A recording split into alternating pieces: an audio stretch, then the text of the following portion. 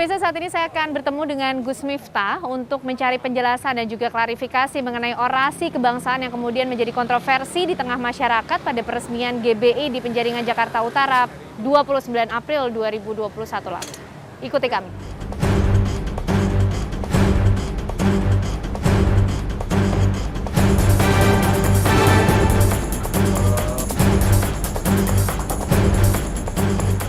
Luar biasa terkait kehadiran saya di gereja, tepatnya di gereja GBI Penjaringan, yang saat itu adalah merupakan acara peresmian gereja bersama Gubernur DKI Jakarta. Ya, pemirsa, Gus Miftah baru saja menjelaskan bahwa kehadirannya di GBI Penjaringan Jakarta Utara pada 29 April tersebut guna untuk menghadiri undangan dari pihak gereja pada peresmian GBI tersebut, dan yang kemudian mendapat tanggapan beragam dan menjadi viral bahkan trending di sejumlah platform sosial media. Saya punya kewajiban untuk menghormati mereka. Saya bisa memaksa diri saya untuk menghormati orang lain, tapi saya tidak bisa memaksa orang lain untuk menghormati saya. Pemirsa, Fakta TV One saya sudah berkesempatan untuk bisa berbincang langsung dengan Gus Miftah, menanyakan berbagai penjelasan langsung dari Gus Miftah mengenai kontroversi yang kemudian ramai diperbincangkan di tengah masyarakat atas orasi kebangsaan yang disampaikan Gus Miftah pada 29 April di GBI Penjaringan Jakarta Utara. Assalamualaikum Gus Miftah. Waalaikumsalam warahmatullahi wabarakatuh. Apa kabar Gus? Alhamdulillah baik dan tetap muslim. Muslim, setelah adanya perbincangan yang ramai di sosial media. Siap. Ya alhamdulillah iman saya masih utuh, KTP saya masih Islam. Karena itu yang kemudian dipertanyakan oleh banyak masyarakat di sosial ibadah media. saya masih sesuai dengan ajaran Rasulullah Muhammad SAW. Jadi sampai hari ini ya fan-fan saja insya Allah. Dan masih terus memberikan begitu banyak orasi-orasi kebangsaan lainnya dengan cara-cara Gus Miftah yang karena memang guru-guru saya berpesan, kamu sekarang lebih banyak berbicara tentang kebangsaan, nasionalisme, hubul waton dan lain sebagainya. Ketika ditanya alasannya, ya karena memang hari ini yang dibutuhkan bangsa itu di tengah-tengah menipisnya nilai-nilai kebangsaan. Maka kemudian kita hadir untuk membicarakan itu kepada masyarakat, dan ternyata responnya bagus itu.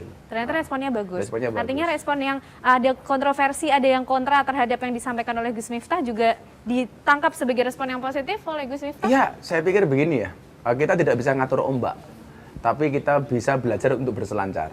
Kita tidak bisa ngatur omongan orang, tapi kita bisa ngatur bagaimana kita ngerespon omongan orang. Kalau ada pihak-pihak masyarakat atau teman-teman netizen yang merasa dirugikan, ya saya minta maaf. Minta maaf. Tetapi bahwa kemudian perbedaan pendapat ini harus kita sikapi dengan dewasa. Jangan sampai kemudian kita berbeda pendapat menjadikan kita tidak objektif. Justru kadang-kadang nyerangnya itu kepada personality kita. Itu saya pikir nggak objektif. Tapi Gus, kita pengen tahu lebih dulu. Sebenarnya acara tanggal 29 April itu seperti apa sih Gus? Jadi saya hadir atas undangan panitia peresmian Gereja Bethel Indonesia Penjaringan. Karena saya melihat acaranya itu adalah peresmian gereja, bukan peribadatan, maka saya mau datang. Kalau seandainya acaranya itu peribadatan, mungkin saya nggak datang. Jadi sudah dipastikan terlebih dahulu oleh Gus Miftah? Sudah pastikan ini acaranya apa? Peresmian gereja. Ada sembayangan di dalamnya? Nggak ada. Ada misa? Nggak ada. Sama sekali nggak ada. Kalau tahu kemudian di akhir acara ditutup dengan doa sama pendeta, ya lumrah waktu gereja kok. Kalau di masjid jadi ditutup oleh kiai atau ustadz. Kebetulan juga ada tokoh-tokoh agama yang lain. Jadi kalau kemudian yang disorot saya ya ginilah itu. Dan itu atas undangan dari pendeta Johan langsung? Ya nggak mungkin kan saya hadir tanpa undangan. Nah, kebetulan karena memang pendeta Johan itu kenal dengan Sekjen PBNU, Gus Helmi Faisal, beliau mengungkapkan, bisa nggak kami mengundang Gus Miftah? Nah, akhirnya Sekjen PBNU yang kontak saya. Nah, pada saat acara tersebut, Gus, memang diberikan waktu khusus untuk Gus Miftah kemudian menyampaikan orasi kebangsaan? Dari sekian banyak tokoh yang hadir, yang diberikan waktu untuk berbicara hanya Mas Anies dengan saya. Kompletnya begini, dibuka dengan menyanyikan lagu Indonesia Raya. Kemudian sambutan dari pendeta muda Johan Sunarto. Kemudian orasi kebangsaan dari Gus Miftah. Saya dikasih waktu 10 menit. Itu saja. Tapi sempat bertanya nggak sih Gus, kenapa Gus Miftah yang kemudian diundang dalam peresmian gereja tersebut? Kalau saya mendengar dari pendeta Johan mereka tahu profiling saya bahwa saya adalah orang yang sangat memahami kebinekaan, pluralisme, dan toleransi. Atas alasan itulah mereka mengundang saya. Saya sampaikan bahwa soal akidah, kita mutlak harus jujur mengatakan tidak bisa dicampur adukkan. Anda orang Nasrani, saya orang Islam, nggak bisa dong dicampur aduk. Tapi soal muamalah kita bisa bersama-sama. Dan ini saya pikir Indonesia bisa seperti ini karena ideologi Pancasila. Maka saya sampaikan bahwa bangsa Indonesia itu rumah besar.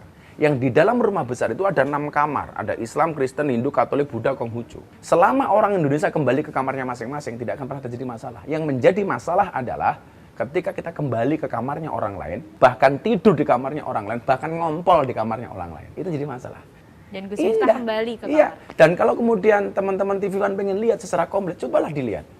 Bila belum ditampilkan secara penuh orasi saya yang 11 menit, jangan hanya potongan yang belakang itu. Saya malah justru melihat postingan pertama kali itu di IG-nya sahabat karib saya Mas Deddy Corbuzier. Nah, kemudian banyak teman, Gus, mbak ikut diposting lah. Akhirnya saya ikut posting. Bahkan teman-teman saya di Amerika, di Australia, di Taiwan, di Hong Kong. Apa yang dibicarakan? Semuanya responnya positif rata-rata atau ada juga yang rata-rata yang ke saya, yang masuk saya DM katakanlah atau mention itu 80% bagus. Yang 20% ya biasa lah. Dasar lo kafir sesat, semacam-macam. Menjual agama untuk amplop, waduh. Ya saya pikir ya hak mereka lah itu. Tapi sebenarnya tujuan dari Gus Miftah juga mengupload akhirnya video orasi kebangsaan tersebut apa sih? Saya pikir karena banyak permintaan dari kawan-kawan dan saya pikir isinya juga nggak menyimpang dari akidah saya. Makanya saya posting-posting saja gitu loh. Waktu itu saya konsultasi sama kiai saya. Gimana kiai? Apakah harus segera saya hapus? Jangan. Nah, hapusnya nanti saja. Loh kenapa kiai? Kamu akan tahu siapa orang yang benar-benar sayang sama kamu dan siapa yang hanya modus sama kamu. Artinya Gus Miftah juga menangkap ada kemudian orang-orang tertentu yang sengaja atau mungkin ingin mencari kesalahan sih dari Gus Miftah. Ya, jadi itulah di dalam peribahasa dikatakan begini, wa ainur itu an kulli aibin kalilatin. Orang itu kalau sudah senang, sejelek apapun nggak akan nampak. Tapi sebaliknya wa ainus sukti an kulli khairin tubdil masawi. Kalau seorang itu sudah benci, sebaik apapun juga nggak ada bedanya. Maka kemudian dicari-cari kesalahan dan lain sebagainya, silakan. Oh itu nggak pantas dipanggil Gus. Ya jangan saya panggil, jangan dipanggil Gus. Sudah, panggil saja Miftah, nggak apa-apa. Itu bukan anaknya Kiai. Ya silakan. Anggap saja mereka benar, saya yang salah. Hari ini kenapa terjadi seperti ini? Kesalahan saya itu satu.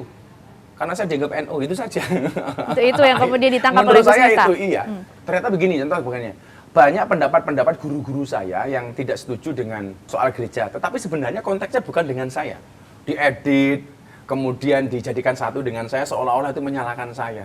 Contoh begini, saya itu salah satu guru yang sangat saya hormati itu adalah Habib Syekh bin Abdul Qadir Ashighab Solo. Beliau berbicara soal gereja itu sudah sekian tahun yang lalu dan konteksnya pun tidak dengan saya. Tapi hari ini kemudian video beliau guru saya ini disandingkan dengan video saya di gereja seolah-olah Habib Syekh marah dengan saya. Kalau toh saya dimarahi dengan Habib Syekh, saya senang. Karena saya murid beliau, karena saya penderek beliau. Tapi yang menjadi persoalan bagi saya adalah kenapa orang-orang itu ngedit seperti itu. Menurut saya ini adalah banyak orang yang bermain dan punya kepentingan di situ. Padahal kepentingan apa, Gus? Saya kurang paham. Yang jelas saya sampaikan, kalau bangsa ini memang kemudian pengen mendapatkan solusi dari semua permasalahan, jelas kok. La tadkhulunal jannata hatta tu'minu. Sekali-kali kamu tidak akan masuk surga sehingga kamu beriman. Wa la tu'minuna hatta tahabbu. Dan kamu belum dikatakan beriman sehingga kamu memiliki rasa cinta dan kasih sayang. Bagaimana Gus Miftah melihat respon ini? Sebagai apa dilihatnya oleh Gus Miftah ini? Ya, mungkin ada yang secara personal nggak suka dengan saya, 1-2 ada.